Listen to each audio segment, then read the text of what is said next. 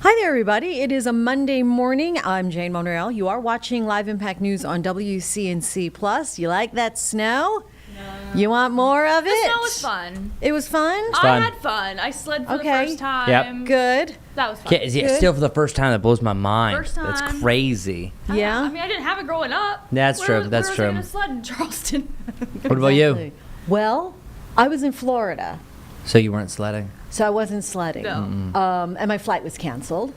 Okay. So So I drove. It was kind of a thumbs So down. it was a road of trip. A weekend. It became a road trip yesterday, 10 hours to hightail it back to Charlotte. That's a fake smile. You have a fake smile on. Fake smile. You were doing your best. I appreciate your optimism, but it's fake optimism. Just being the realist over But here. you know what? You're here. We're here. I made You it. needed to work. Yay! I'm not going anywhere. Well, that's good. Well, it's good to have you. Thank you. Thank Everything you. else is not great, but Right. Yeah. we had a great time. I have a look like- 3-year-old, Oh, so of course. yeah, So it was perfect. but letting you know, He loved it until he did not. Yeah. Oh, when was that? So I don't know. I think the first day, now snow is actively blowing and falling on that day, that all of a sudden he was having a great time, and all of a sudden he'd be like, "I'm cold, I want to go inside." Oh. Both times happened yesterday, and we have our neighbors. So shout out to Skip and Sharon.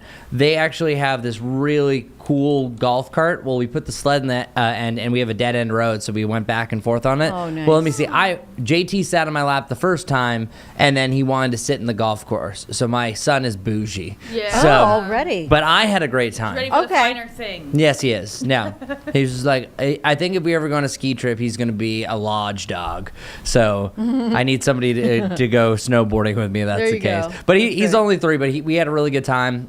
Because if it was great sledding on Saturday, it was not great for making anything like snowmen or snowballs unless you really compacted it with your hands, Yeah. just because of how fluffy things are. So things are going to get a little bit better going forward. But how about this morning? That was nice and cold for us, huh? Just a bit. Just a little bit. Yep. Well, I'm happy to say we're not going to do that again. We're at 23 degrees right now. Cue graphics. It is calm, so 23 actually feels like 23 degrees. This morning, we dropped down to 10 degrees.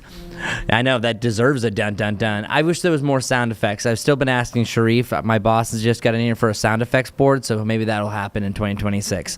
The look he just gave me is probably saying no. All right, I'll just have to use it with my mouth. All right, 14 degrees for February 1st and January 27th. And that was cold because that actually beat the coldest we were in all of 2025. But 10 degrees also matches up the coldest we've been in 5 years. We were 9 degrees on Christmas Eve. That was 2022. 13 degrees for Christmas Day then. So this officially is the coldest morning, just by 1 degree off, since December 2022. So it has been a little bit. But bringing up the whole snowman talk, I'm still sore from all the shoveling I did yesterday. If you didn't have the chance, there's going to be a lot of melting today, so it'll get quite slushy. It gets heavier at that point, so kind of keep that in mind. But building a snowman, I think this is one of the last good days for it, because still yesterday morning there was spots that if you try to compact it, it was still pretty fluffy. The more sun that's starting to get it's going to get less and less, but it's also going to get heavier, more slushy. But more of the wet snow is better for snowballs. Just watch out. That means that they carry more weight. That means they can hurt more. But then also building a snowman, I think this is the last real day to do it. Especially if there's some snow that only had partial sun, is more in the shade, combined with those warmer temperatures, because we are going to be back to about 40 degrees today. And all in all, it is going to be a beautiful sunny day, so I like the way things are going. So for your afternoon forecast, high temperatures are going to be right around 40 degrees. We officially hit 37 yesterday. Today, 40. Cold conditions, sunshine across the board. So almost a carbon copy of what we had yesterday. And we're going to melt a lot of snow today. We're still going to see snow for quite some time, because we literally had up to a foot in some spots. It's going to take some time, but a lot of those roads are going to get better and better. But still, each and every morning, exception of one, we're going to have a refreeze of whatever we melt or what doesn't evaporate away. But I think it's going to be getting better each and every morning. And then come Wednesday morning, that's the one morning that we don't have to worry about anything. Here, I'll bring up our lows, because I really like the way things are going to be trending. Our low temperatures are going to be above freezing once over the next 7 days. And then by the 10th, 11th, and 12th of the month, this line will adjust. Just give it a second. 33, 40, 39, where our lows are going to be close to where we were for highs the last couple of days, including today. So things are heading in the right direction, because now for this day in climatology, we should actually be rocking a little bit closer to 54, not 40. So we are off the mark. As far as our precipitation chances go, rocking that 10-day forecast, we do have a chance for some scattered activity on your Tuesday night heading through Wednesday night, and that brings up our only precipitation chance. Here's a little hint. Whenever the weatherman, meteorologist, is saying precipitation chance during winter, that means it's not just rain. You're going to hear me say rain if it's rain. You're going to hear me say snow when it's snow.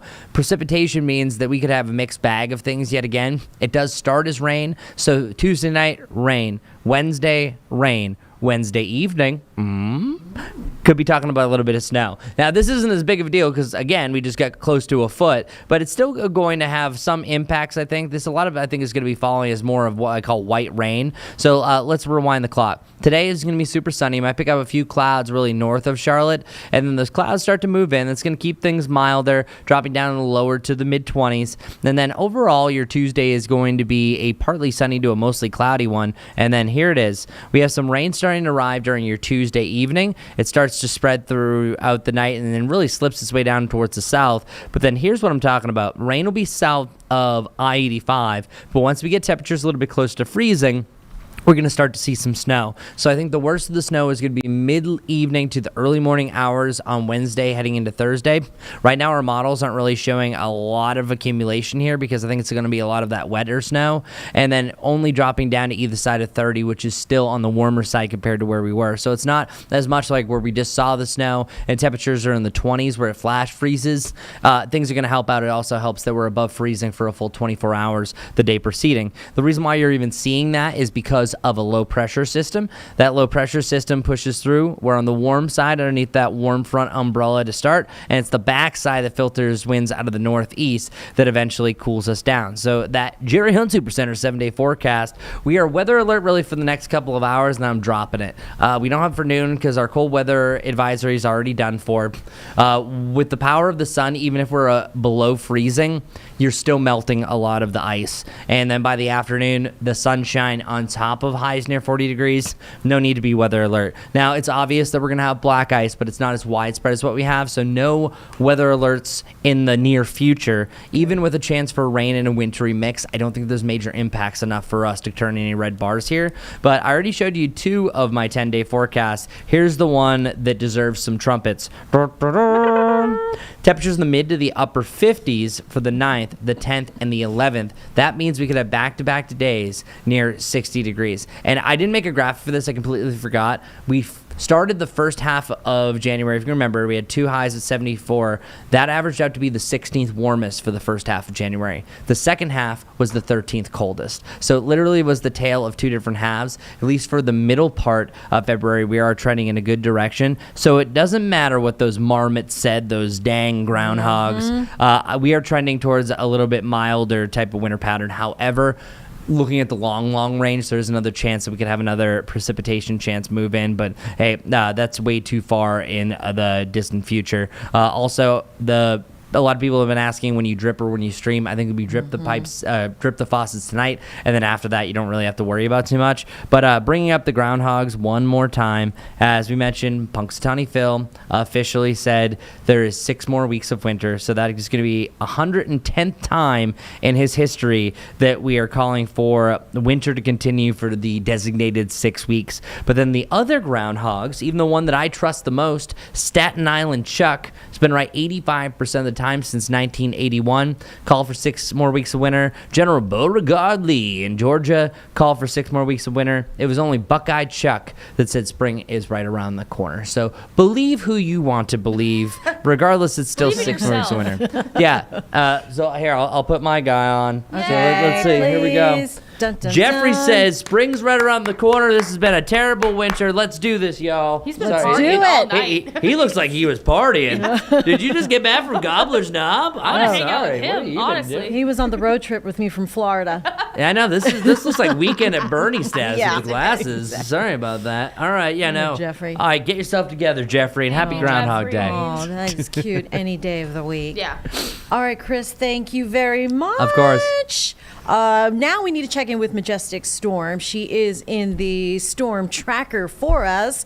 Hi, Majestic. How are you? Hi guys, good morning. I'm still confused. Is Jeffrey a different groundhog, or who in the world is Jeffrey? I need Chris Who's some made him up. Jeffrey, Chris? Yeah, explain to Majestic who Jeffrey is. She's Jeffrey's my Groundhog hat's name for this year, at least. Oh, I didn't know that was his name. You didn't even tell me. He was basically the third meteorologist next to us this morning, and you didn't even give me a proper introduction. How rude. She said that he was basically the 3rd meteorologist, and you didn't even introduce her.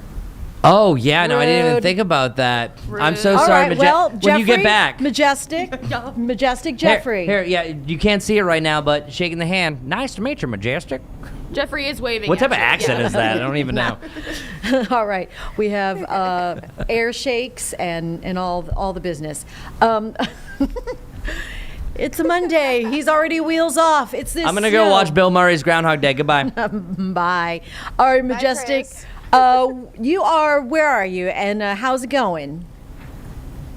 We have been driving all around this morning. Right now we're in the Still Creek area, so we were in South Carolina out towards Lake Wiley, driving around those roads, and I'll tell you what, it seemed like there was a pretty big distinction between traveling in North and South Carolina. Kind of once we got into the Lake Wiley area, roads were still completely iced over, snowed over, maybe not quite as treated as well, but also you're right next to that big body of water, so a lot of the roads are still having a hard time thawing out, and especially those areas that didn't get a lot of sunlight so far are still really slick and icy. We're talking about the secondary roads, but also just the residential neighborhoods too. So if you're watching from South Carolina, good morning to you. I know what you guys are still experiencing. Once we're heading north now, we're heading back towards the station, so up towards of course eventually Billy Graham Parkway, but for us right now we're on Still Creek. Let me flip the camera around and we're going to show you what we're seeing. Conditions look great so far. We're seeing nice dry, I guess they're kind of wet, but at least they're clear at this point. We did see one active crash this morning again when we were back towards Lake Wiley. As of right now, a lot of people are just driving with caution, taking it easy. It's really beautiful outside. It's so bright though. We're like, okay, if you have to travel today, you're gonna want to grab your sunglasses. It is super bright.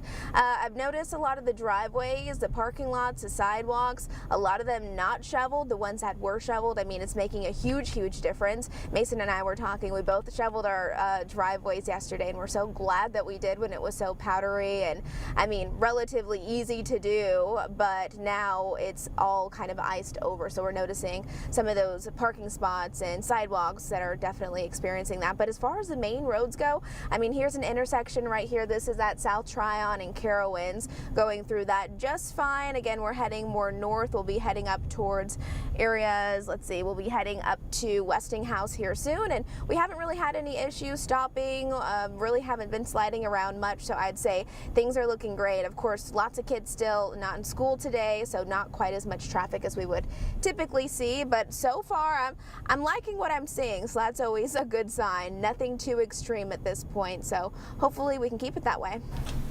Oh, yeah, exactly. It does help with school being out because there are some of those icy conditions still. Just driving into work today, it was under the overpasses where they don't get the melt, so you can, if you hit that, black ice just the right way, it was going to be trouble. I had to buy a shovel, Majestic, out of Florida. Okay. I didn't even have a shovel. I had a broom. We swept our sidewalk. We just made it work. We made it work. But Made it work. I was like, your Florida souvenir was buying a shovel? yeah, since my trip became a road trip, since my flight was canceled yesterday, thought, oh, well, let's go ahead and let's go ahead and see if they have ice melt and maybe some shovels. They didn't have any ice melt, but we did get a shovel and an ice scraper in Tampa. So there you go.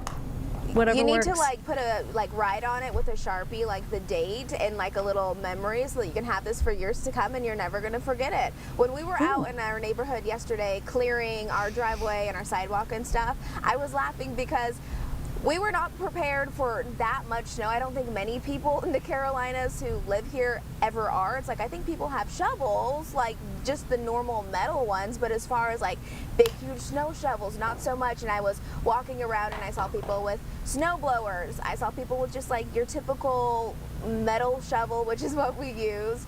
And then even some people with a rake. I was like, this is so funny. But you know what? You got to do what you got to do. Yeah. That's right. We're resourceful types here, in this business. Scott, our director, just told us off camera here that he had a snow blower in the box. How many years? Probably about 10 years. 10 years, sealed in the box, pulled it out over the weekend. Works great. It worked if the one time I needed it. The one my time, question is, Jane, who is saying that he pulled that out? That's Scott.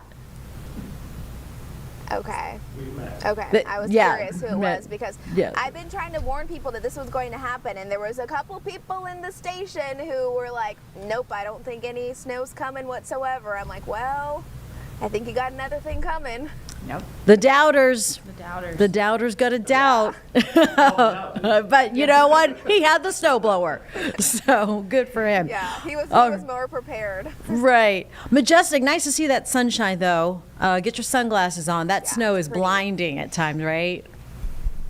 Yeah, it's beautiful. We've been actually seeing a lot of people out and about walking with their dogs and stuff like that, just soaking up sunny skies, which I always love when there's snow on the ground and then the weather's just so beautiful. It's cold, so you want some layers. But again, if you have to travel, I mean, this is what it's looking like. There will still be areas where you just need to really drive slow. Just continue to drive with caution. And if you do that, then I think you're going to be okay. You don't have to drive so fast. That's what I tell people. You don't have to be in such a rush here, because it seems like sometimes people are just flying for no good reason, and this is not the type of weather to do that in. Yeah, you just gotta just adjust. Everybody calm down. Everyone's gonna Everybody get chill there out. just fine. Yeah. All right, Everyone Majestic needs to just Storm. calm down. Thank you, guys. Calm down. All right, that's going to be our theme. Everybody calm down. Calm down. Calm down Monday. Majestic, thank you so much. See you soon. And we'll see you soon here in 2 minutes. How about that? You're watching Live Impact News on WCNC Plus.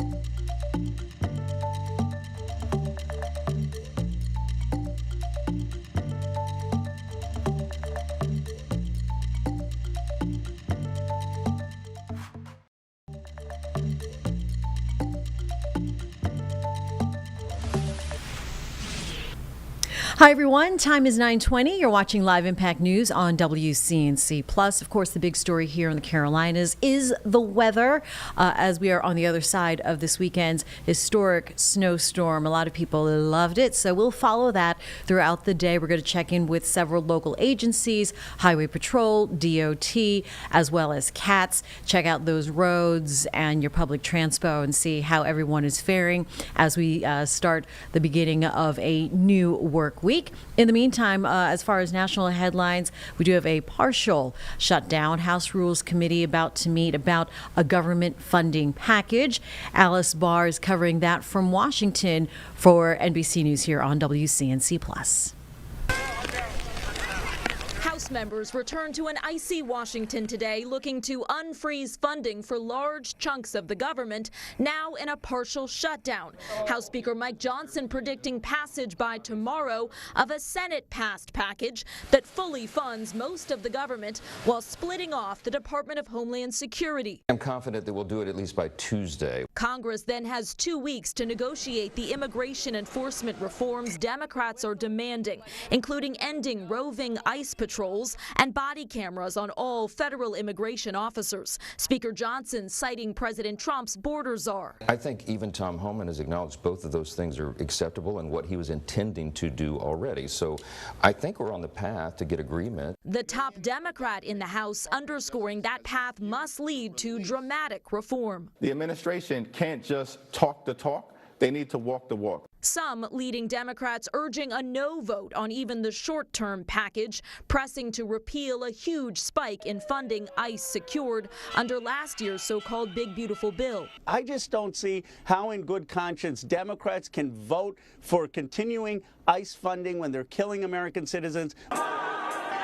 That amid weekend vigils in Minneapolis for 2 people killed by federal immigration officers, Renee Good. It's been very, very difficult. And ICU nurse Alex Preddy. He lived to help others, and that's what he did. And we were so fortunate to know him and have him as a friend. Reminders of what's at stake as lawmakers look for agreement to reopen the government with key reforms. In Washington, Alice Barr, NBC News. And we'll go ahead and take another break here on Live Impact News on WCNC Plus.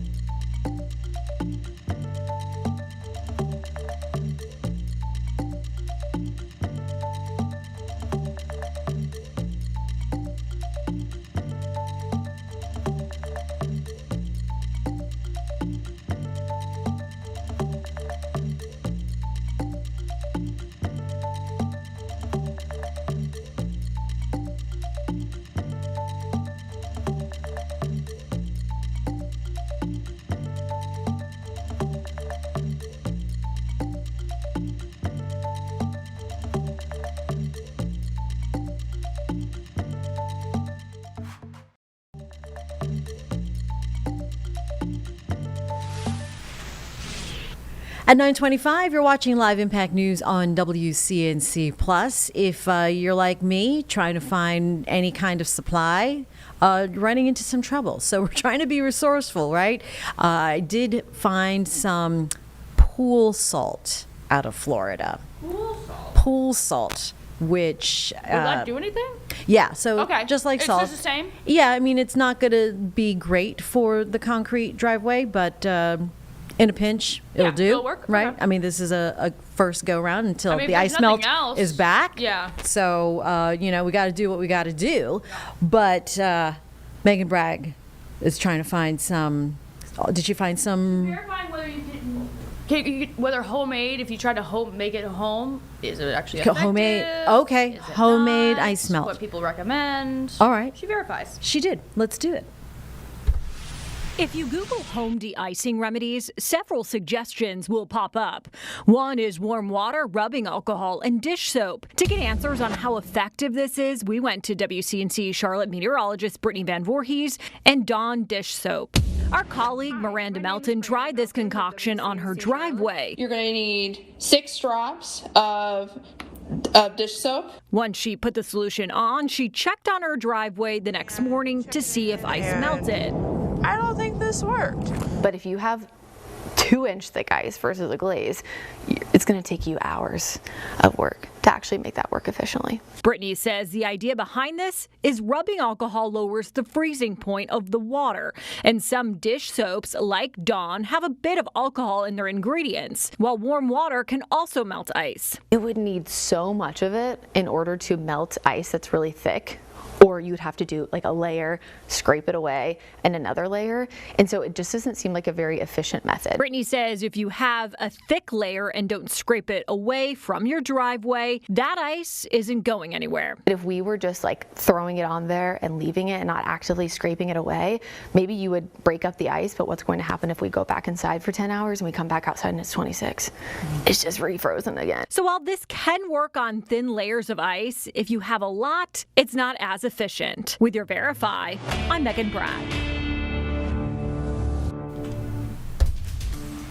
We want to get to some breaking news right now. At 9:27, we are getting word that one person was shot. Looking at a map right now at West Sugar Creek Road and North Graham Street.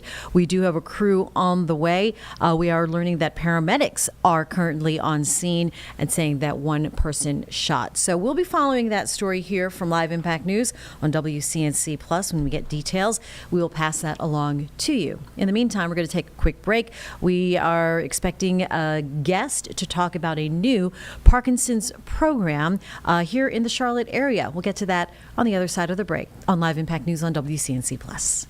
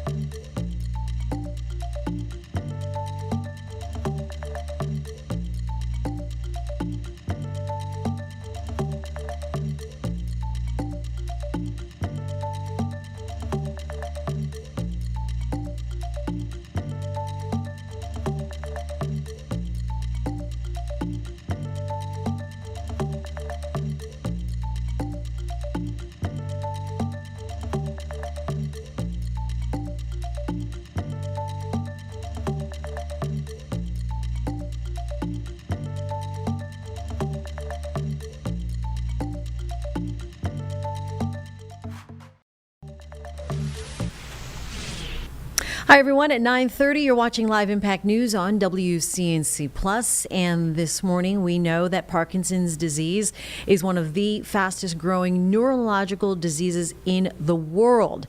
90,000 new diagnoses annually. But now, Charlotte's the Ivy, the premier brain health and memory wellness center here in South Park, launching a new program. It's called Parkinson's Power, and it's really designed to help those living with Parkinson's maintain mobility, balance, as well as take care of their caretakers. So joining us right now is Jenny Yop from the Ivy to tell us more about this innovative program. Jenny, I spoke to you last, and you were on your way to learn about Parkinson's Power or get more information on Parkinson's Power to bring it back here to the Charlotte area.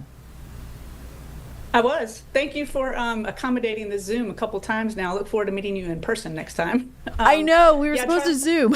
Or we were supposed to be in person, but because of the snow, I'm glad we were able to make this work, though, Jenny. Talk to us about this creative program. Well, I appreciate the opportunity to. I gave a plug for that before I left last time.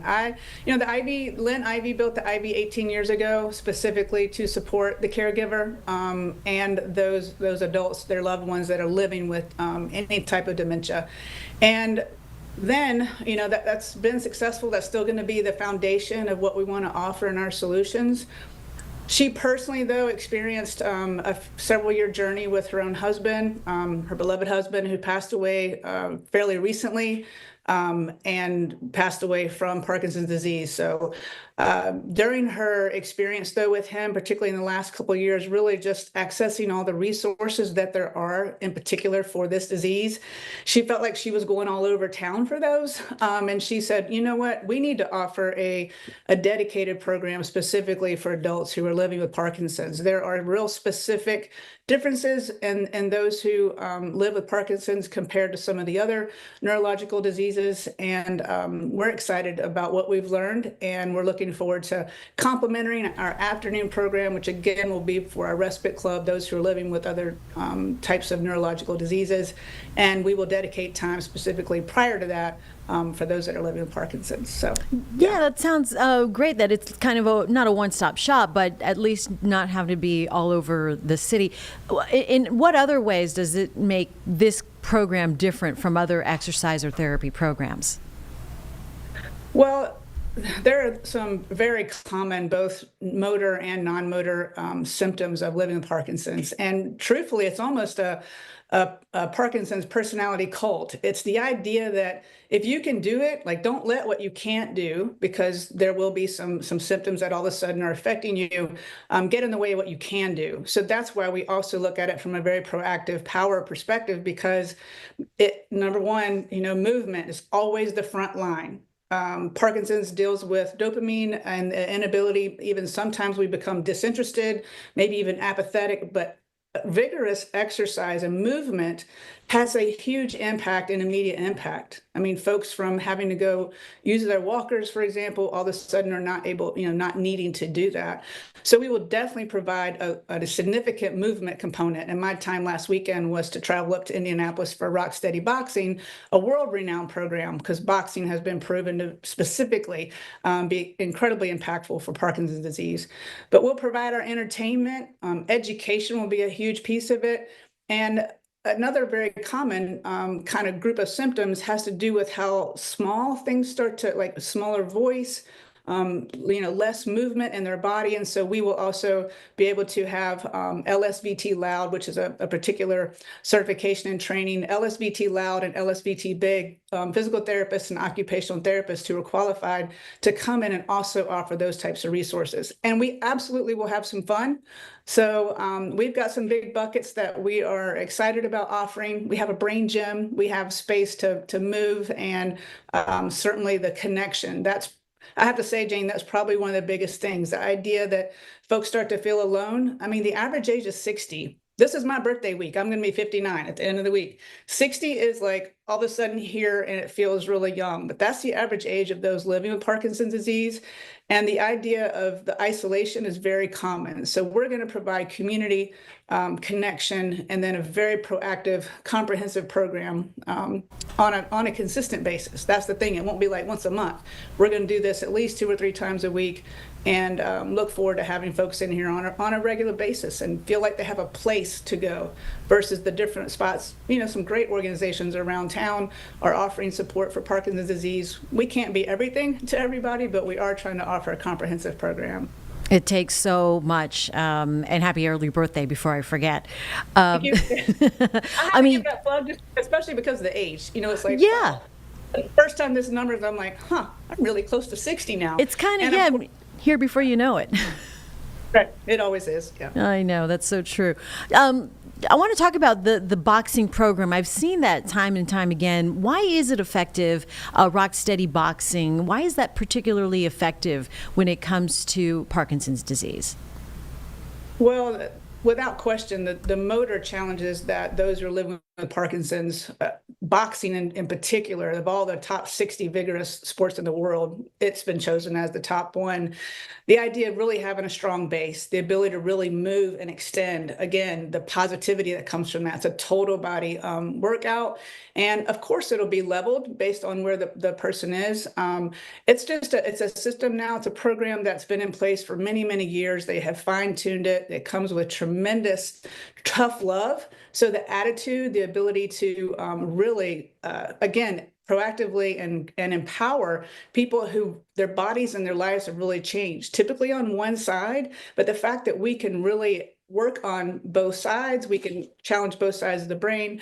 It's just a fantastic program. I mean, I was there, I was immersed in it for 3 days, and I was just, fascinated because we were in classes. It wasn't just me learning in a classroom.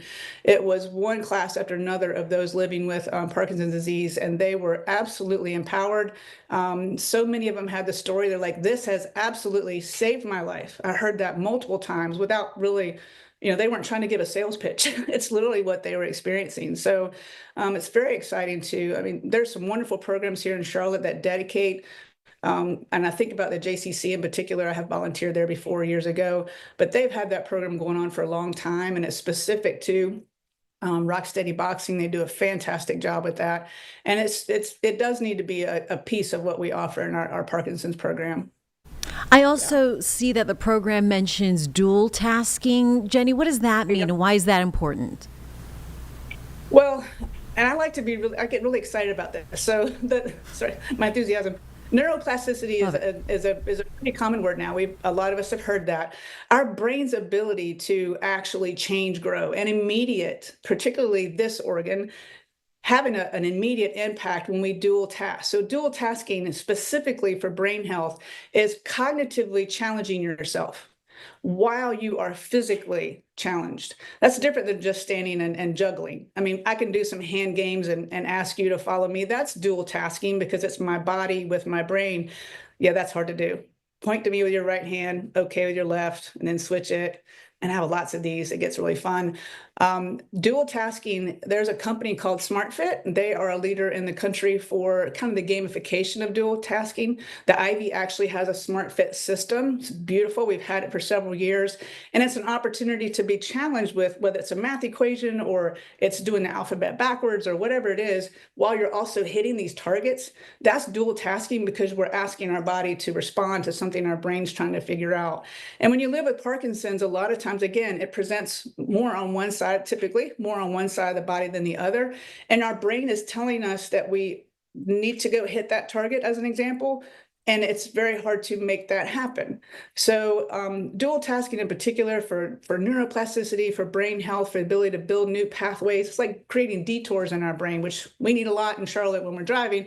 And think about that's what we need in our brain, because we've got some changes that have happened in our brain that kind of created, I would say, clogs. That's just a non-scientific term, but the ability to kind of continue the blood flow and get what you need to get from your brain and have your body respond. It makes sense. And the visual pathways being clogged. And so, finding a different way around it. Not only for Parkinson's, like I said, this program also supports caregivers. Talk about that, Jenny. What resources are provided and why so much emphasis on taking care of caretakers? Well, that's a great question. And certainly I've learned from Lynn Ivy, when her mother had Alzheimer's, lived with Alzheimer's and passed away from that. Her father was her primary caregiver, and she absolutely witnessed the decline of his health, and she calls it caregiver dementia.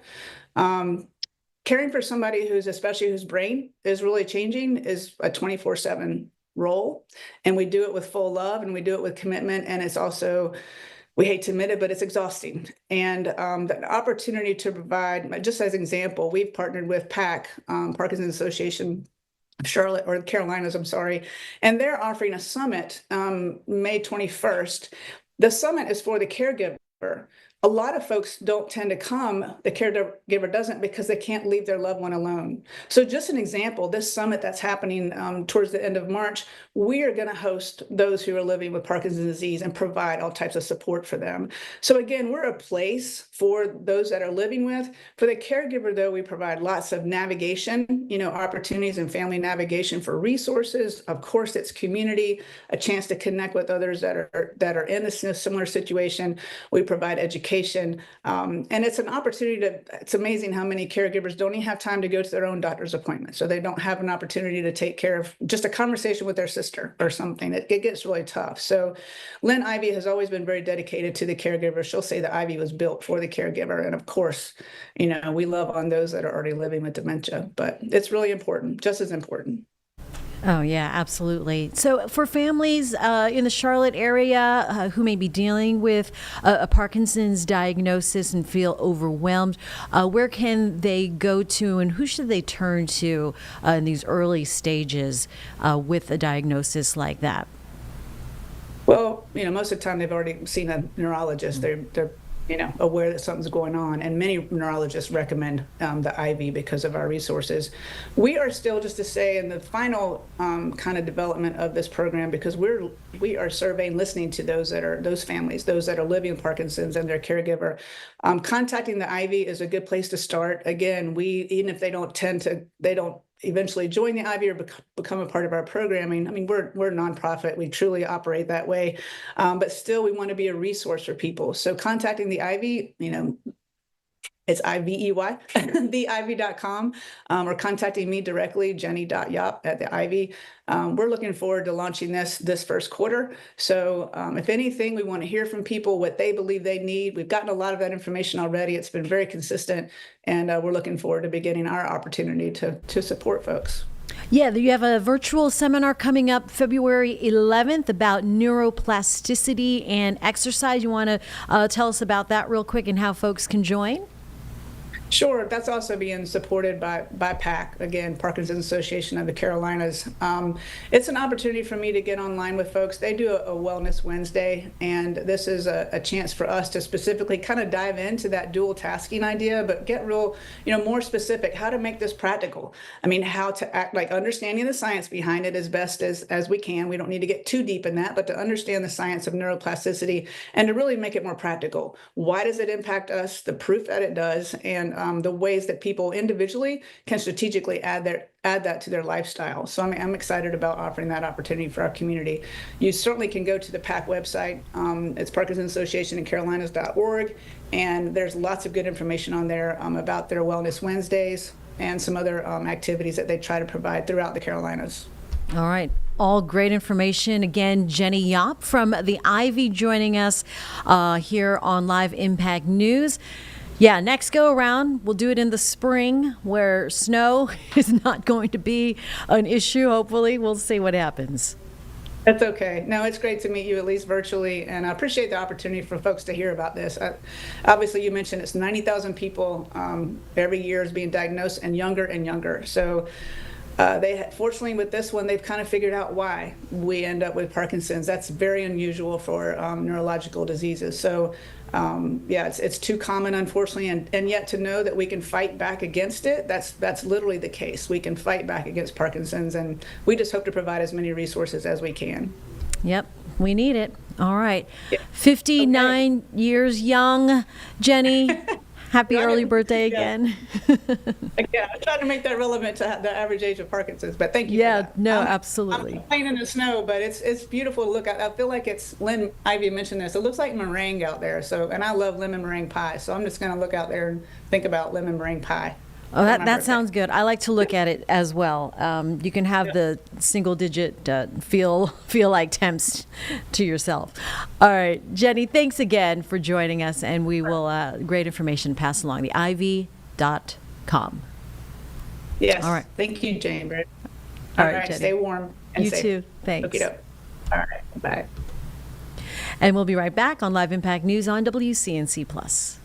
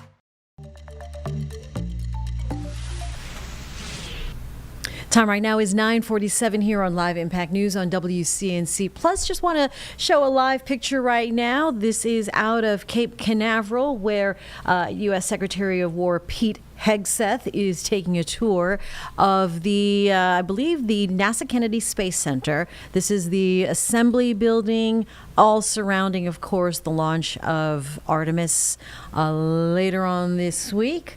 But he is there right now. Do we have audio, or is he just doing a little? Well, it's always cool to see those aircraft. I don't hear much. No? No. Sometimes I just like to. Windy. It's windy? It's windy. Well, let's just give it a little peek-see. All right, climbing into the. I don't know. I don't want to call the wrong aircraft here, but a jet. Yes. Fighter jet. All right. Well, that's kind of cool. Yeah. All right. So that's Secretary Hegseth in Florida. Doesn't look too cold out there, although they're dealing with their own record lows, I When believe, you were in this Tampa, week. how was it there? Like, what was the temperature there? It was, you know what? It was like 50, 51, 50? 52, 50. Yeah. It sounds lovely, right? But yeah, but if the your wind wind is chill cold, yeah. was bringing it down to the On the 40s, coastline, yeah. and the humidity, Oh. because there's so much moisture. Cold and clammy. It was just that cold, clammy, and it was cloudy. So you couldn't So even get sunny there wasn't even Florida. sun. Yeah, just all around. What a bummer. Sorry. And then For a Florida girl, you want to go back, you want to be like in the sunshine. I was like, why? What is this? What is this Florida? I It's not I signed up for. I don't recognize this place, right? And then my flight was canceled. So just trifecta. Which is honestly, you bring a good point. I'm gonna look at the All the flight aware to things. see like how we are on flights. I know. Right now. Yeah. What over the weekend it was about. Oh, okay. I thought it was like almost 1,000 cancellations. Let's see. Wait, if I can bring 800. it up right now. And then I checked in, and we're looking at 142 delays Okay. and 87 cancellations, which honestly I didn't think that's not too atrocious. No, yet. compared to the weekend. Right. Right. There was the ground stop on Saturday. I know they couldn't clear the runways until late yesterday afternoon. I mean, this So- isn't terrible. No, that's not terrible. I feel like all it was things worse considered. when we came back on Monday after ice storm, right? Yeah. It was worse. Yeah, at this we point. still were at 300, 400, 500 Yeah. beginning of the week. So maybe they're catching up with all of the And these flights. are delayed. It's arriving and departing flights. So not all of these are like leaving Charlotte okay. Douglas. So Right. that's important to note. So, All right. Well, there you have it. There you So have it. if things change dramatically, of course, we will let you know. In the meantime, we're actually going to talk to Highway Patrol, South Carolina. We have CATS here on the docket for our morning this morning. Yep. We also have NCDOT, SCDOT. we're talking to everybody. Yeah. Today. The whole. You have an agency? You go to agency? You let We're us know. talking to it. We'll probably talk to you at Yeah. some point today. And right now, are we going to take a look at our Sure. power outages in the Carolinas? Not too bad. It's not bad. It's like because a much better than 1,000, 2,000 total across all our big. We cover a lot of Yeah. people. That's not terrible. So last weekend, again, because of the ice storm, not this past weekend's snowstorm, but the ice put 140 Carolinas North and South customers out. Right now, we're dealing with our immediate Charlotte metro area. Looks like we got about in 1,000. 1,000. It's about 2,000 probably total in our area, but Because it was it was windy. Yes, it but was. it wasn't the ice that caused There's any about power 1,000 outages. over in Locust and like near Red Cross. That's like in between like Charlotte and like Albemarle. That's without power. I'm curious to see if we Not too unknown bad. cause about 2,000. Yeah, about 2,000 customers? 1,000 customers. Oh, 1,000? All right. That's moving in the right direction Yep. as well. And Who's our the interview with Duke Energy is from this morning. Yeah, we talked to Caroline Fountain with Duke about at 8:30. Megan Caroline talked. Okay, all right, great. So if you missed that, I know I did. Let's go ahead and play that for you now here on Live Impact News on WCNC Plus. You're watching Live Impact News on WCNC Plus. If you did get that text message earlier today and yesterday, Duke Energy calling for customers to conserve energy during these extremely, extremely cold temperatures.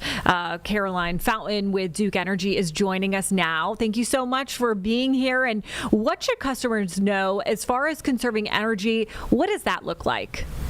Sure. So as you mentioned, we are experiencing extremely cold temperatures here along the East Coast and here in the Carolinas. And that is why Duke Energy is asking customers to continue conserving energy until 10 o'clock this morning. So things like, for example, postponing your laundry or dishwasher, maybe postponing even that hot shower if you don't have to go anywhere. And then also turning your thermostat to the lowest comfortable setting. Those are a few things that can actually make a big impact in order to make, to avoid any potential power outages and to, help with the lessening of the energy demand on the grid. I know that actually Charlotte area, looking at Duke's outages, we're looking pretty good right now. So that's some good news. North Carolina, though, some spots around the state. As you were saying, to conserve energy, is there should people make sure to not turn their heat up too much? Is there a sweet spot? So what I would recommend would be turning your thermostat to the lowest comfortable setting. That's going to be different for every family. But what I would say is, understand that, even if you never touch your thermostat and you keep it at the same setting, the colder it is outside, the harder your heating unit has to work in order to keep your home comfortable. Are there any other things that customers should know right now with these extreme temperatures? By helping conserve energy or using less energy, you're actually also going to be helping, your pocketbook. So the less energy that you use, the more money that you're going to be able to save on your next bill. Have you guys been responding to any big outages at this point? Like I said, Charlotte looking pretty good right now. So the only outages that we've really been seeing the last couple of days have been, especially when we have all of that snowfall, was a lot of cars or vehicles hitting poles. So that caused a lot of outages. In eastern and western North Carolina, due to the high winds, we saw some outages due to that as well, with trees and limbs falling on power lines. So that is basically what we've been seeing so far with this winter storm. All right, awesome. Caroline, we really appreciate you. Thank you so much for taking the time, and stay safe out there. My pleasure. Thank you. Time right now is 9:55. Just want to get you caught up with some breaking news. This is a map of a reported shooting. One person shot West Sugar Creek Road at North Graham Street. Paramedics on scene. We have learned that medic has treated one patient for life-threatening injuries and transported them to Atrium. So we're working to get more information on what happened. But again, West Sugar Creek Road and North Graham Street, the scene locator for this medic crew confirming person shot. And we'll get right back to you here on Live Impact News on WCNC Plus after a quick break.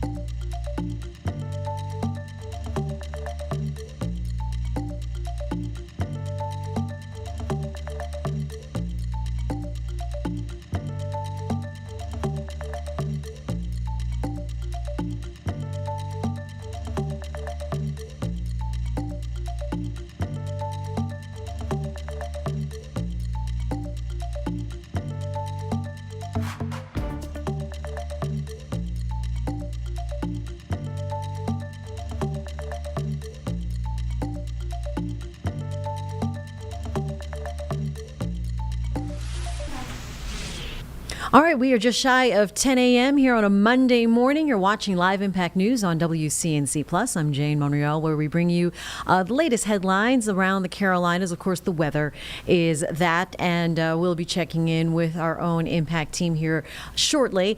But a lot of you are enjoying the snow, so there's that. We are also counting down to Olympic ceremony, opening ceremony this Friday, which you can watch here on WCNC Charlotte, and also counting down to the Super Bowl. Super Bowl Sunday, we're 1 week out now, and that can be seen here on NBC on Sunday night on WCNC Charlotte.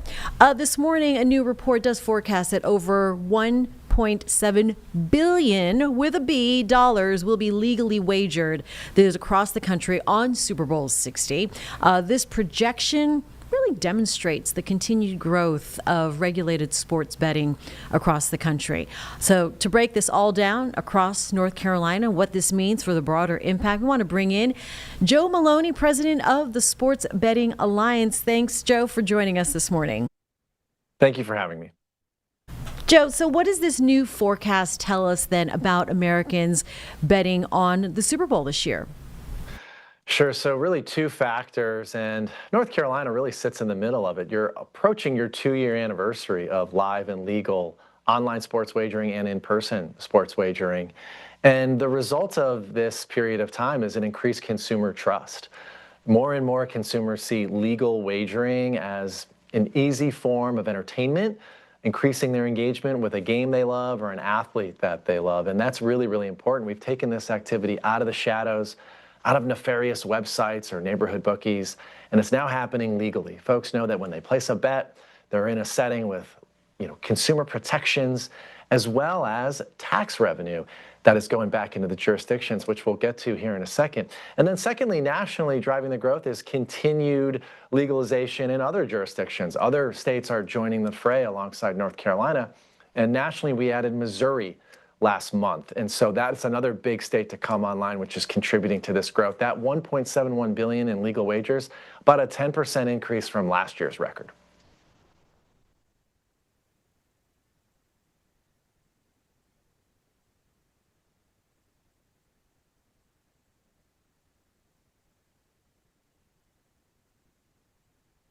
Oh, I'm sorry about that, Joe. I forgot about my mic. Let's talk about these consumer protections then, and why does it matter whether people vote, or not vote, but use legal bets as opposed to some of these offshore sites? Yeah, and thank you for asking. So unfortunately, we still have to fight against illegal websites and illegal actors. And these legal actors, they don't verify age and identity. There's a lot of underage users. They don't provide consumer protections like tools that can help promote responsible gaming, such as wager limits, time limits, and deposit limits. When you bet legally, you have the consumer protections afforded by the state pursuant to the law and the statute that the folks at that the North Carolina General Assembly put in place. So in result, you're in a setting that has protections and also is delivering that tax revenue. Last year, legalized sports betting in the state of North Carolina contributed $132 million. That's going to public university athletic departments. That's going to a major events fund that the governor and others are using to attract big events like the MLS All-Star Game. It's also going to some of the public health concerns around legal wagering, such as services around gambling addiction or gambling disorder. So when you bet in legal settings, you're supporting all of those priorities. When you bet illegally, there's no support for those things, and you have no recourse. If they violate your data, or if they don't pay out on winnings, you have no recourse. You can't call the Attorney General, you can't call the regulator. So it's important for folks, if they decide to take advantage of this exciting moment with the Super Bowl coming up, to do so in legal settings with legal apps. Yeah, I mean, absolutely. And seeing that the evolution of legal wages have really come a long way. And since that first Super Bowl, of course, after legalization, where do you see this going? You just mentioned that Missouri is now online, but what's the future of legal wages across the country for sports? Sure. We've got several large jurisdictions to go, but really importantly, it's about commitments to consumer protection. And I think the sustainability and the durability of this industry, legal, regulated online wagering, is going to come down to commitments to responsibility, ensuring folks that have the tools to do this in a responsible and positive way, as well as the commitments to integrity. And so we continue to partner with leagues and regulators to really ensure and inspire the confidence for folks to come in and participate in this activity because they know the competitions are fair, they know the game is being played the right way, and that this legal wagering environment is also supporting their communities in the form of tax revenue. So if we continue down that path, we'll continue to see some growth and we'll continue to support states in their abilities to platform this legally. And Joe, what should viewers know then about identifying whether they're using a legal, regulated sports book versus something that's not? I'm glad you asked, and this is really important, particularly around moments like the Super Bowl or the upcoming NCAA men's and women's basketball tournament, which do attract a lot of wagering activity. First and foremost, if you're downloading an app and you're signing up for what you believe to be a sports wagering app, they should be verifying your age and identification. What does verification mean? It's probably your driver's license or the last 4 digits of your social security number. If an app isn't asking for that information and they're just allowing you to open an account and to deposit money immediately, you're probably betting illegally. Second, if you see exotic bets, bets that have to do with things that don't have to do with play on the field, that's also probably an illegal setting. Legal online operators have to verify age and identity, and they're not permitted to offer wagers on things that don't happen on the field of play. So those are your biggest 2 telltale signs. What we would really urge folks to do is to go to their regulator in North Carolina, go to the Gaming Commission Board. They'll have a list of legal online operators where you can download the right legal apps for the state of North Carolina. All right. Anything else we should know, Joe, before we let you go? You can go to legalsportsreport.com to learn more about our legal wager forecast, and for tips on betting responsibly, please go to sportsbettingalliance.org. Joe Maloney from the Sports Betting Alliance. Thank you very much for your time and for the conversation. Appreciate it. Thank you. Back here now on Live Impact News on WCNC Plus. I want to switch gears and bring you some breaking news. This is in South Charlotte area. Sorry about that. Want to give you an update here with our photog that has the live shot up. This is West Sugar Creek Road and North Graham Street, and the shooting happened right around this intersection. Medic treating one person for life-threatening injuries, transporting them to Atrium. So we are trying to gather more information, but you can see the Jeep that we assume is involved here because it's surrounded by the yellow tape. CMPD has a number of units on scene as well, blocking at least one lane there. But something to keep in mind if your travels do take you through here. I'm not quite sure if traffic is completely stopped, but traffic is light through this area. So West Sugar Creek Road and North Graham Street as we take you. Oh, it does look like they have cars blocked on this side of the street, but up ahead you can see a couple of units blocking the intersection so they don't even come into this area. Something that we will be monitoring as well. Details again sketchy at this point, but we can tell you the call was around 9:20, just before 9:30 this morning.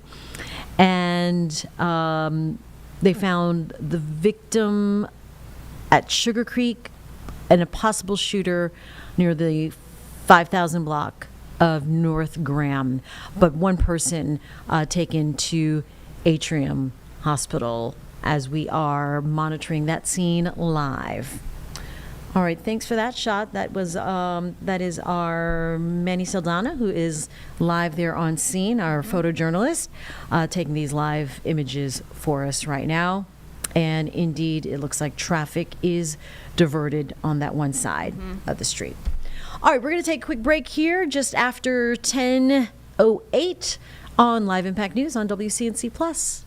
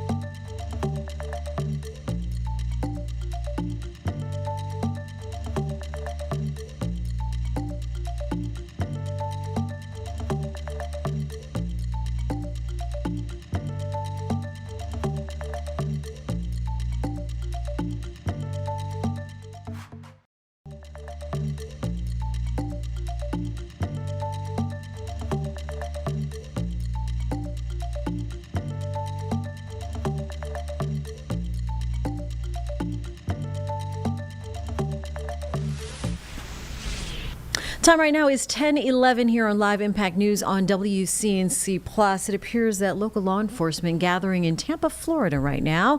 This is happening live. We can see that they're talking about prosecuting predators. Let's go ahead and listen in here on a live press conference out of Florida on Live Impact News on WCNC Plus. In Citrus County, and he's in the Fifth Circuit. Attorney General Uthmeier's Office of Statewide Prosecution are above the best. And I'm going to kind of chime in on what he was just talking about, our prosecutors. Just like our analysts and our officers, detectives and deputies and agents, they have to see this stuff. They have to do everything they can to put somebody in jail. Put them away, to keep them away from our kids. Now, the difference is when he was talking about prosecutors for special risk class for retirement, they deserve it. And also, too, they get the threats just like officers get the threats from the public. When we put them in jail, this is what we did. We put them in jail. Our prosecutors put them in prison. And they have a long time to remember the face of the person they were there to do, that put them there. Our faces will fade away. But theirs, to see her in courtroom testimony day after day, they remember that. And we need to be supporting our prosecutors that are out there to ensure that they have the capability and the necessity, the needs they have to continue to do successful prosecutions. We don't lose that great talent that we have in our judicial system to ensure that we put bad guys like this out of commission. Now, there's more to follow behind me that's going to talk more about the different cases they have. And people say, well, it's just a simple CSAM case. No, it's never simple. The victimization of these children, parents, neighbors, friends, is just horrific what they have to go through. And we really need to spend our time with the victim witnesses, ensure that our victim advocates are fully funded, that they're out there and they're doing the great job they do on a day-to-day basis to help build these children back into society, to help sure that they have the tools they need to be successful. But again, I'm here just to say thank you, Attorney General, for the support you give law enforcement. Between you, Governor DeSantis, President Trump, and our cabinet and legislators, y'all have given us the tools to do great things to protect our family and protect you. Thank you. Good morning. My name is Michael Calvo, that's C-A-L-V as in Victor O, and I'm the Acting Assistant Special Agent in charge for Homeland Security Investigations, Tampa Field Office. Before I begin, I'd like to express my sincere gratitude to Attorney General Uthmeier, to Ms. Rita Peters with the Office of Statewide Prosecution, and to your entire staff for the unwavering support in the pursuit of justice and the rule of law in Florida. I'd also like to extend a special thank you to my fellow law enforcement colleagues, Commissioner Glass with FDLE, Chief Deputy Maurer with HCSO, and Chief Holloway with the St. Petersburg Police Department. Your continued collaboration and partnership are invaluable, and it is truly a personal honor to share the podium with you all this morning. I'd also like to give a shout out to all the special agents and supervisors at HSI Tampa, both past and present, who despite every single challenge thrown at them during this investigation, were able to get this case across the finish line. You guys are truly the best. Human trafficking is a complex issue, one that no single agency can tackle alone. It requires teamwork, such as sharing information, resources, and expertise to identify traffickers, support victims, and ensure justice is served. By working together, we reach more people, respond faster, and provide better support to those who need it most. I'm so proud of how our agencies came together during this investigation. Thanks to everyone's grit and professionalism, we identified those responsible, connected victims with vital services, and most importantly, held offenders accountable. This partnership undoubtedly leads to the betterment of our communities and brings hope to those affected. Having listened to the victim's testimony during trial, I can attest to the raw emotions and traumatic experience that were recounted. Many tears were shed, and no one in this country should ever have to live that way. But thanks to the perseverance of every agency involved, the victims can be assured that these monsters will never again be able to terrorize others. Finally, if you're listening or watching, I want this to be abundantly clear. I don't care if you call HSI, I don't care if you call the FBI, I don't care if you call your state and local law enforcement. Make the call. I promise you we will work in unison to come rescue you. Thank you.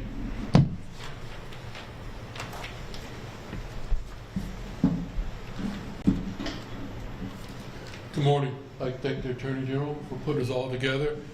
And briefly, I just want to say that everybody's kind of likes everything that I want to talk about, but it's that public safety is not one agency responsibility.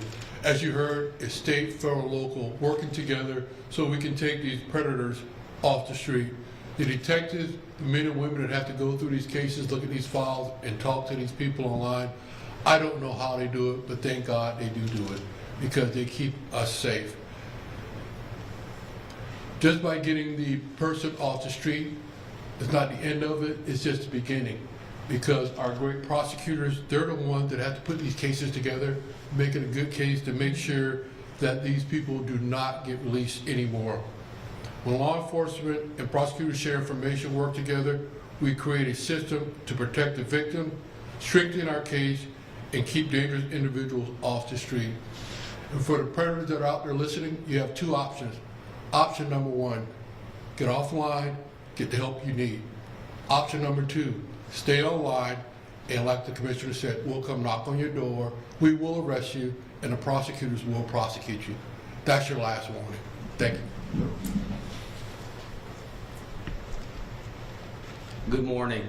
On behalf of Sheriff Chad Chronister, it's my distinct honor and privilege to be here. First, thank you, Attorney General Uthmeyer, for having us here. Thank you to the Department of Homeland Security Investigations. Sheriff Chad Chronister's #1 goal is to protect this community. And who are our most vulnerable? Women and children, from traffickers and predators. So much so that Sheriff Chronister implemented a human trafficking squad in the year 2021.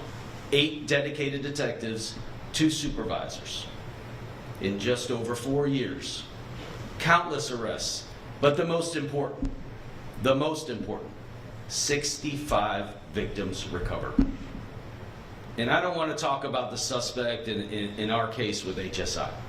I want to talk about the 2 victims. It's a story of courage and survival. And that's what we're here to do, is to identify those survivors, those victims, and bring them out of control of these traffickers and predators.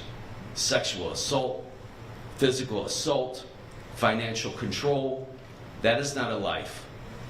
And that is our job. Everyone standing behind me today, that is our #1 priority, to keep this community safe. And we can't do it alone. If you are a victim, please notify any local or state and federal law enforcement, and we will be there to help you. As I look, I see some of my detectives back here, and the dedication that they bring day in and day out to keep this community safe. Just 1 victim is enough for that squad, but 65 in 4 years, it includes 13 juveniles, ladies and gentlemen. It is a problem, and it is an issue that Sheriff Chronister has given his word to attack, and we will continue to do so. Thank you to the prosecutors, because without their countless efforts, we can make the arrests, but they need to go to prison, like Chief Holloway said. They need to go to prison for a long time. Thank you all for being here today.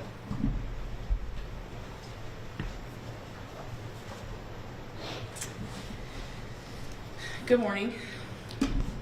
I stand before you deeply honored to serve as special counsel for Attorney General Uthmeyer, whose priority from day one was the protection of our citizens and keeping Florida safe. I have profound gratitude for his unwavering commitment to the oath that he took a year ago. And I trust that the trust that he places in my office, the office that I share with Stephanie Bergen and countless other statewide prosecutors around the state of Florida. With his support, we have aggressively protected this state and will always, always put victims first as we meticulously pursue justice. I am equally thankful for the incredible partnerships that make this work possible. Hillsborough County Sheriff's Office, Hernando County, City of St. Petersburg, HSI, and FDLE. We are all on the same mission, and jurisdictional lines do not divide us. The men and women of these agencies are the line between good and evil, and Florida is fortunate to have them on our side. I also want to recognize the outstanding collaboration with my fellow prosecutors from the 5th Judicial Circuit, led by State Attorney Bill Gladson, and in the 6th Judicial Circuit, led by State Attorney Bruce Bartlett.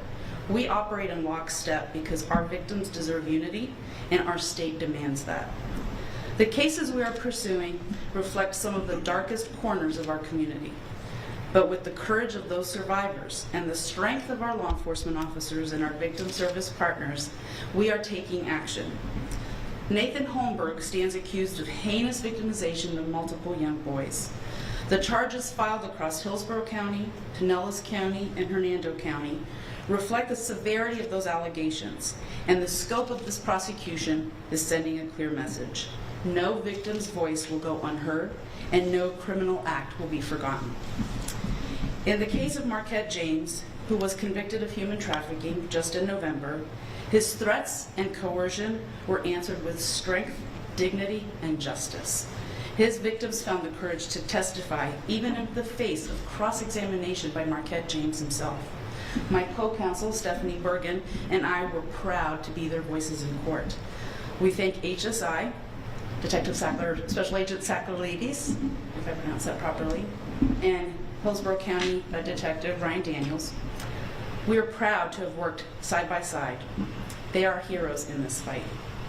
Finally, the 2 arrests for child sexual abuse material. Let me be clear. Those who download, share, and take gratification in such material are complicit in the violent exploitation of our children, many of whom, in this case, were infants. These crimes are not passive. They are a byproduct of human trafficking, and they will be prosecuted to the fullest extent of the law because that is what those babies deserve. I leave you with this. Justice is our driving force, and we are guided by facts, grounded in the law, and unwavering in our duty to protect the people of the state of Florida. No matter the case, no matter the challenge, we will follow the evidence wherever it leads, and we will pursue full and complete accountability. That is our mission, and we will proudly follow it. One final thought. If anyone who is listening to this press conference has any information on any of the cases that we heard about this morning, please contact the Office of Statewide Prosecution, the St. Petersburg Police Department, Detective Rachel Hunter, or the Florida Department of Law Enforcement Special Agent Dodie Pruitt. Thank you. Thank you, Rita. You know, some people refer to me as the bulldog, Rita, but if I'm the bulldog, I don't know what that makes you. But in all seriousness, thank you to you and Stephanie. Thanks for the work you and your teams do. If taxpayers at home truly understood what you guys do for the state to promote public safety. I mean, Rita does this type of work all day, every day. That's going to take a toll on you, but you know, she's doing it not for the paycheck. These aren't the highest paying jobs in the world. Certainly not for the lifestyle, as she probably burns the midnight oil more than almost anybody in a legal practice. But she's passionate about the work because it saves lives. It truly does. And to Michael, Homeland Security, you know, we love having you guys here in the state. You see other states out there that don't welcome federal law enforcement, that want to resist and thwart and not work together. You don't see that chaos and that anarchy here in Florida because we got a great relationship. We work together to solve these problems. I mean, today's a terrific example. You got federal law enforcement, state law enforcement, you got the sheriff involved, you got local police, our prosecutors. We all work together because we have the same common goal. Rule of law, putting bad guys away, and looking out for Florida families. So it's an honor every day to get to be here, and I stand up and get a lot of the credit, but these are the guys that do the work. So with that, I think we got time for a few questions. Attorney General, do you the victims? There are several cases here. Are the victims local from Tampa Bay, from Florida? Are they images of victims from other states or countries? How does this kind of play out? Yes, several of the victims involved are from the greater Tampa Bay area. Read off to defer to you on images and things that can be provided. Some of that might have to happen offline, at the appropriate time. They're mostly from Florida. Mostly the victims are from Florida. In some of the other cases, they're child pornography series where they're being identified, but most likely we'll at least have some Florida connection to some of those babies that are appearing in those images. You also just announced this morning a lawsuit against Planned Parenthood. Do you mind just kind of describing what that entails? Yeah, we sued Planned Parenthood back some weeks ago. They were falsely advertising that the abortion pills that are mailed around and can get in the hands of kids are safer than Tylenol that you would get over the shelf.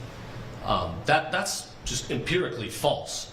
The data suggests that women that take these pills, oftentimes outside of a clinical setting, 1 in 25 end up in the emergency room. This is dangerous, it's unsafe, it's false advertising. I think we've got a great case against Planned Parenthood, and they need to pay for what they've done. They endanger women and children. My comment this morning you might be referring to, there's a legislator over in the Pensacola area, Alan Andrade. We found out his law firm is defending Planned Parenthood in state court against the state. And not only that, this guy, he chairs a subcommittee on the legislature on health care.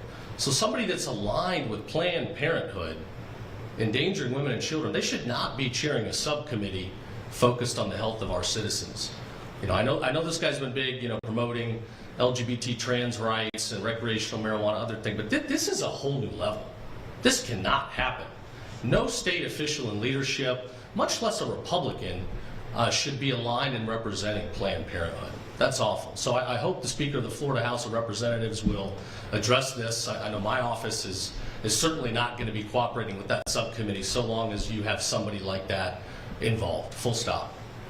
Attorney General, announcement announcing that the 22 amendments proposed have all failed, the 2 of them being actually submitted, I guess, by the Florida legislature. Just your reaction to that and why you think they might have all failed. Sure, I did get the report from the Secretary of State's office last night that these ballot initiatives where they need signatures did not get the requisite number of signatures to get on the ballot. The smart and safe, recreational marijuana in public amendment, that one we've announced, multiple criminal investigations. We're looking at a lot of fraudulent signatures. I know that, hundreds of thousands, were being verified as false signatures. People were calling in saying, that's not my signature, I didn't submit it. I think this highlights the danger of these petition gathering processes, things going on the ballot where, you have fraud in the election system. On Florida, we've come a long way from the hanging Chad era. You've been watching a live press conference out of Florida as local law enforcement talk about prosecuting predators. We will talk more on our own weather and what that is doing to our roads and our public transportation. Talk to Cats after the break on Live Impact News on WCNC Plus.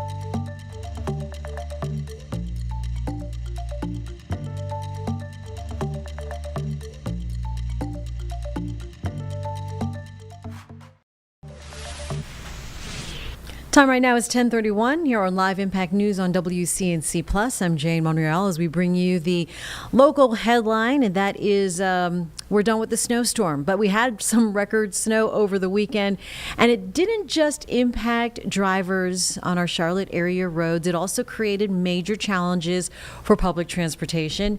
Brett Baldock from CATS joining us this morning and discussing how they managed to service riders during this weather. Hi, Brett. How are you? Good morning. Round two. Good to see you again.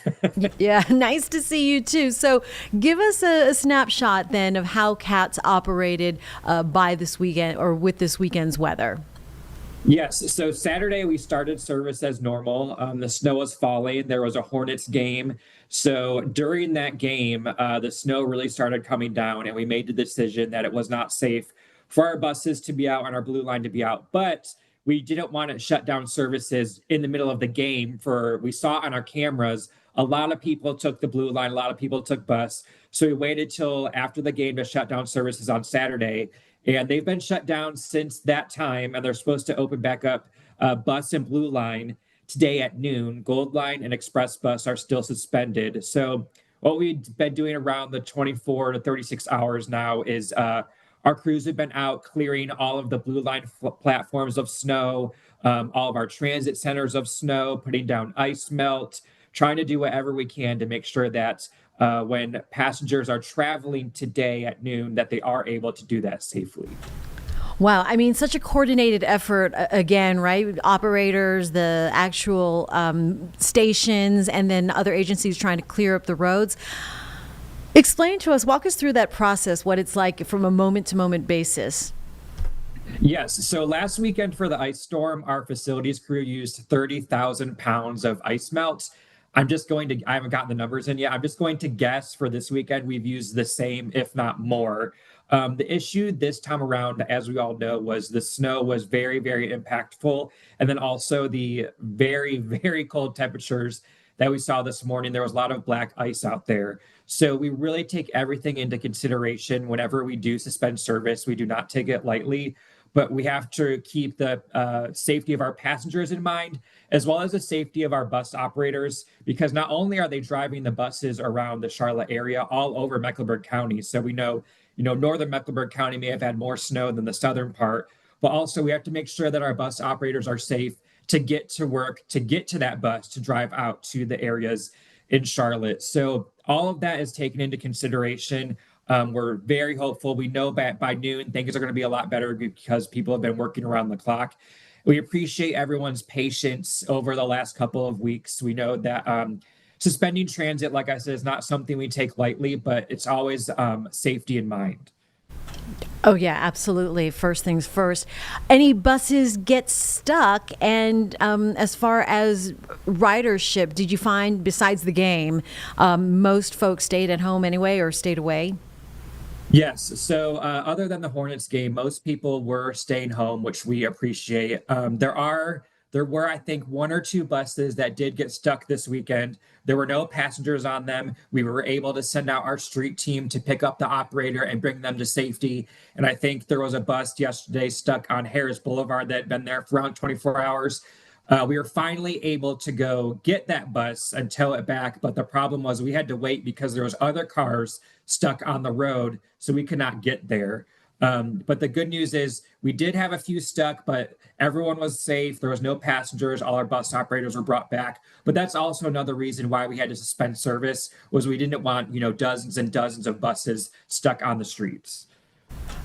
Okay, so that's good. So moving past this initial event and the timeline, noon, hoping to get things back up and running. So the obstacles that remain, just more melting? Yes, the obstacles that remain are we love that the sun is out right now, but that does melt during the day, and then at night when it gets down below freezing, it just refreezes again. But our Blue Line and bus service will open at noon, suspend at midnight, and we're suspending a little bit early so we can get all those crews in and then go back out and start resalting. The Gold Line Express Bus, again, those are still suspended, and we'll have a decision this afternoon about what our service plan is going to look like for Tuesday. The Gold Line is a little bit harder to open up, as we've discussed before, because that runs on the street and a lot of the platforms are frozen, but our crews are working as hard as they can in these freezing temperatures to make sure that the Gold Line can reopen safely. Oh, wow. And there's a Hornets game tonight. So, oh, gosh, hopefully get that done and get everyone home safe, too. Exactly. Yeah, we hope if people use transit tonight, just be careful getting on and off buses or off the Blue Line, because we know a lot of the curbs for the buses have piles of snow. And if real quick, if I can mention, we're asking people to lend a helping hand. We have thousands of bus stops. We can't shovel all of them out. So similar to how people are asked in their neighborhoods to shovel sidewalks and fire hydrants, if you see a bus stop in your neighborhood that maybe needs a little bit of help, don't be afraid to go out there and maybe shovel it a little bit, not just to help us, but to help your neighbors that maybe use public transit. They're able to get that bus stop easier. Oh, yeah. Good call. Good call, Brett. All right. Thank you so much. We might check in with you later this afternoon to see everything is up and running, hopefully as scheduled at noon. Thank you. We are ready for spring. I hope everyone else is as well. I'm with you there, my friend. All right. Thanks, Brett. Thank you. And we'll take a break here on Live Impact News on WCNC Plus.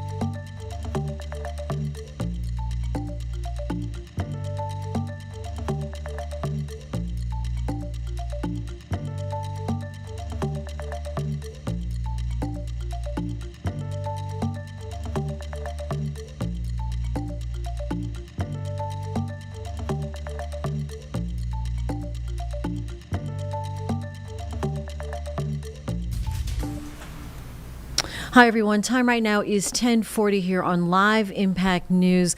Need to tell you about a breaking news situation. The mother of the Today Show's Savannah Guthrie, Nancy Guthrie, reported missing from her Tucson, Arizona home. It is the Pima County Sheriff's Department putting out an alert there for missing person Nancy Guthrie, a 4-year-old last seen 2 days ago at her residence, and it is unknown what clothing she might be wearing. But we are also learning from NBC News that officials in Pima County are expected to hold a press conference in about 20 minutes. It is approximately 11 o'clock Eastern time related to the disappearance of Savannah Guthrie's mother. We will be monitoring that, and we'll bring that to you here on either Live Impact News and or WCNC Charlotte midday, starting at 11:30. But the mother of Savannah Guthrie, who is the co-anchor of the Today Show, reported missing, last seen on January 31st. And we'll be right back on Live Impact News on WCNC Plus.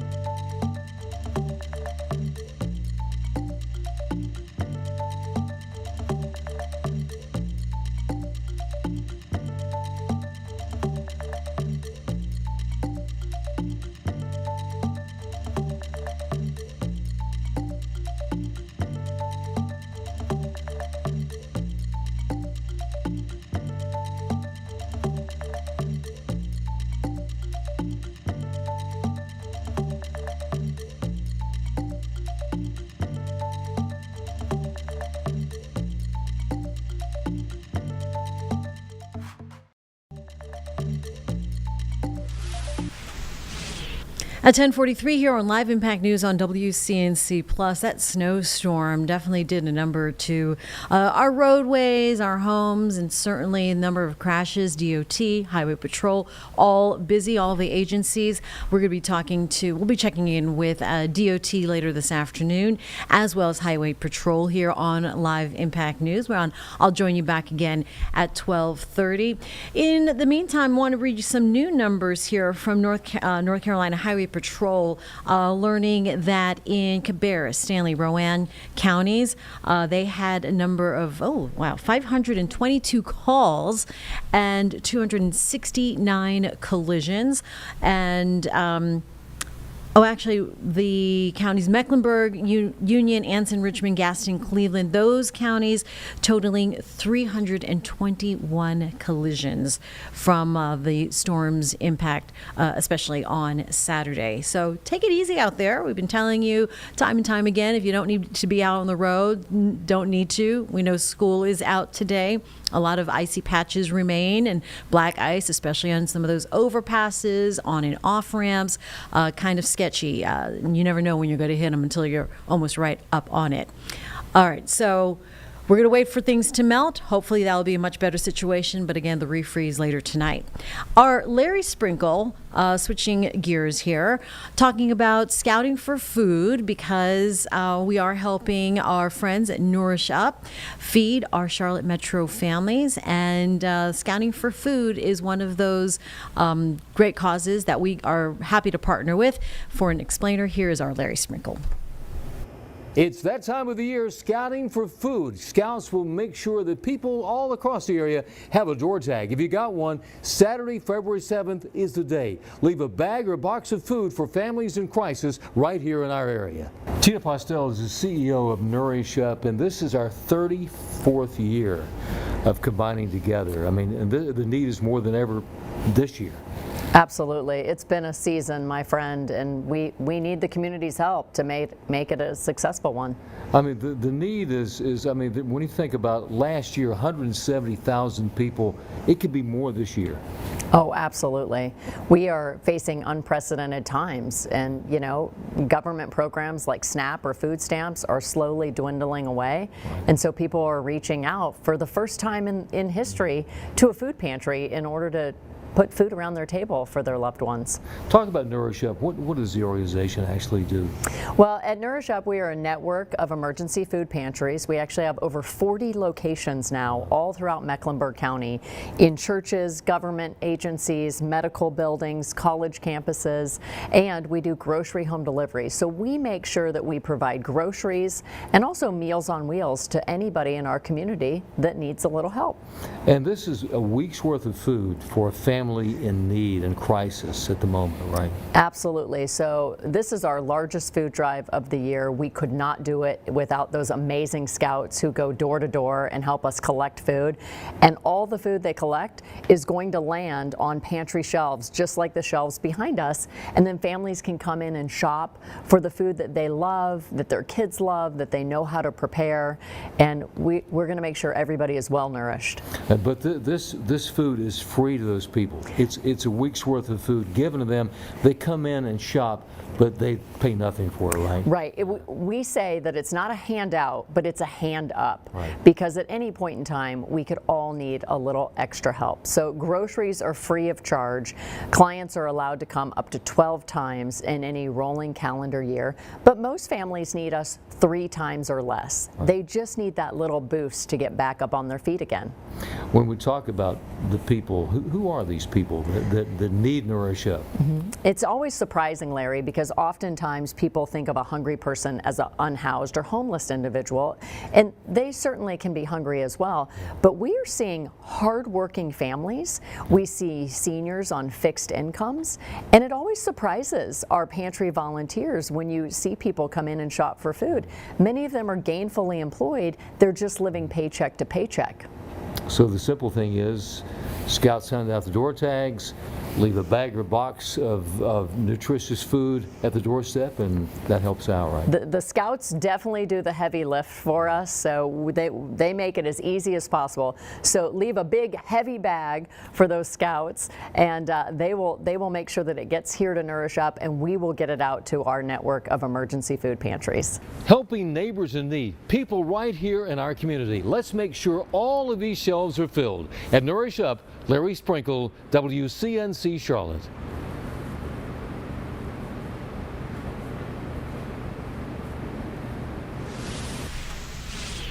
We love our Larry Sprinkle. Yeah. Don't we? Sure do. So hopefully you have a chance to help the folks at Nourish Up. I don't know if the Boy Scouts were able to put the tags on the doors on Saturday. You know, that's a good question. We need to follow up on that because then I'm sure they would just rather have your donation that they can buy the groceries and save the boys a trip out later on this week because we're going to collect food now. You can this Saturday. Text Scout for Food. Scout for Food. 50155. I'll make it super right quick with that. All right. Scout. Text Carlene's so fast. Scout for Food. And then 225. I saw another piece of news here that was kind of interesting. Oh, while you're doing that. Yes. North Carolina is vying to be the first Democratic primary in the nation. This is in our content channel, Carlene. And it says, thank you to the DNC Rules and Bylaws opportunity to compete. North Carolina, among several states, have all now advanced to the next round of consideration to hold the first in the nation Democratic primary, or to be one of the first 4 to 5 states in this early window. And this is the DNC Rules Committee talking about this. So that's kind of interesting. Yeah. We might be, we're in discussion. We're part of the conversation. We should be. As part of the state has an interesting political makeup. The primary. It sure does. You know? We have a lot Why not us? We have a lot of purple. Why not us? Is that Kendrick? Why not us? Why not us? All right, so we're waiting on that. Oh, you know what, by the way? What? Back to the lecture at hand. No, just kidding. Back to more crashes. I got some crash update numbers on South Carolina Highway Patrol. Okay.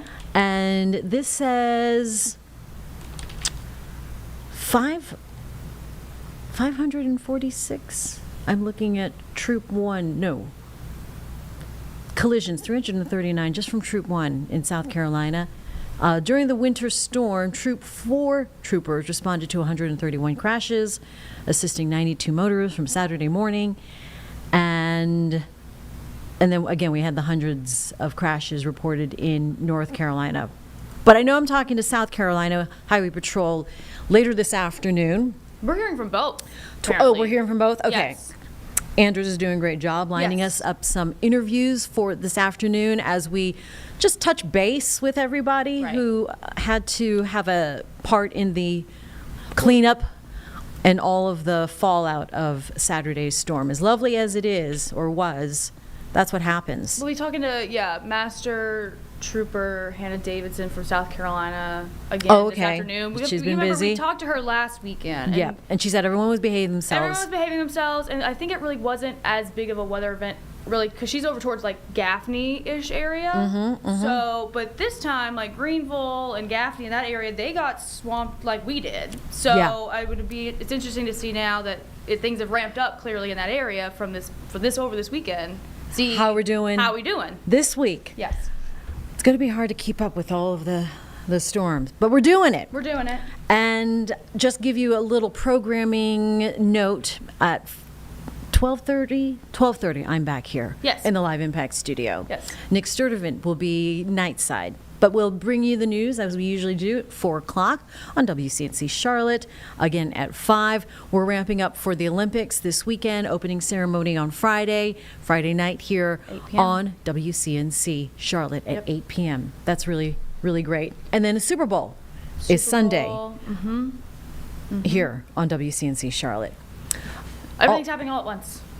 And everything all at once. Everything all at once, all the time. All at once, everywhere. What's the movie? Yeah, Jamie Lee Curtis. Yes. Michelle Yeoh.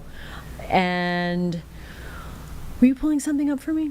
I was, and then we got moved on to something else, and now it disappeared. We disappeared. Oh, it was scouting for food. Oh. Well, I got.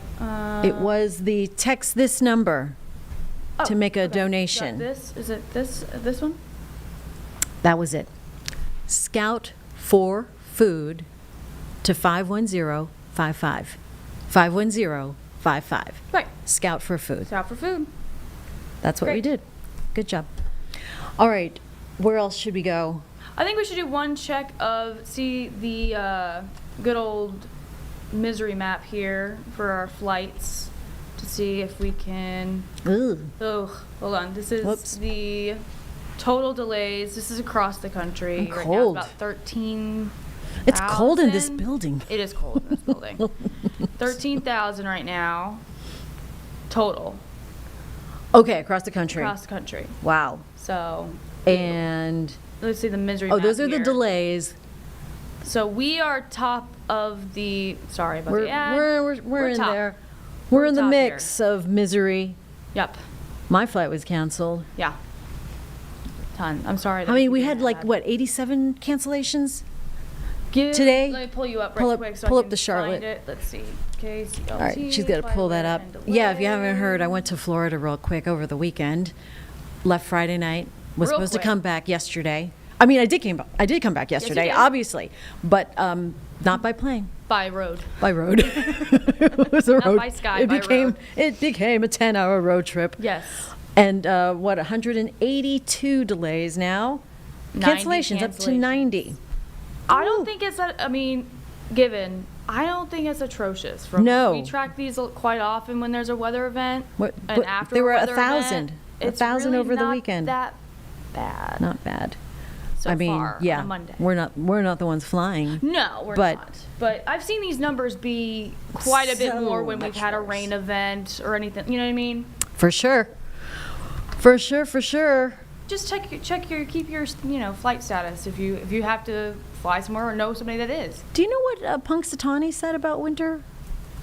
What was the word? He saw a shadow? He saw a shadow. Saw a shadow.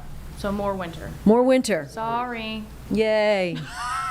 We're so over it. I'm so over it. I'll be the first one to say it. Over it. Good, because I don't want to be. I'll be the second. I'll be the downer. I've had enough. I've had it up here with winter. Yeah. Because we've already had a heck of a winter. I'm over it. I mean, we're driving in it. We're having to clean it. Yeah. The shoveling. Yeah. Sweeping. I don't have a shovel. I use a broom. You had to use a broom to clear off. Girl got resourceful. I got resourceful. What else do you do? I didn't get a shovel. I didn't really think I At need least a it was the shovel. fluffy snow, though. It was just you can like shush it away. So it was easy. It wasn't that bad. But yeah, sometimes you gotta take a shovel. Or no, a broom. Little broom. Little broom. I gotta say, when I was in Tampa, Yeah. it was cold. Cold. Bitterly cold. Cold and clammy, we said. Cold and clammy. Ooh. It was humidity. Felt like 40. Well, they said it felt like 40. It was more like You got the winds too 30. off the It was coast. 'Cause windy. You're in Florida. You're and in the wind. it was all. But glad to be back. Yeah. With you here in the Live Impact studio. We made it safe. Yes. All right, folks. So this is what we're gonna do. We're gonna release you early, Yep. a skosh early, since folks are having a school day, trying to get things back open. We have 11:30. Not 11:30. Yes, we do. WCNC Charlotte at 11:30. So we'll bring you the latest update with our news team. Yep. It is Megan is there on the anchor desk, I believe. and then I'll be back here at 12:30, joining you on the Live Impact Studio stream. We love you. Hope make it a great Monday. Be safe. See you soon.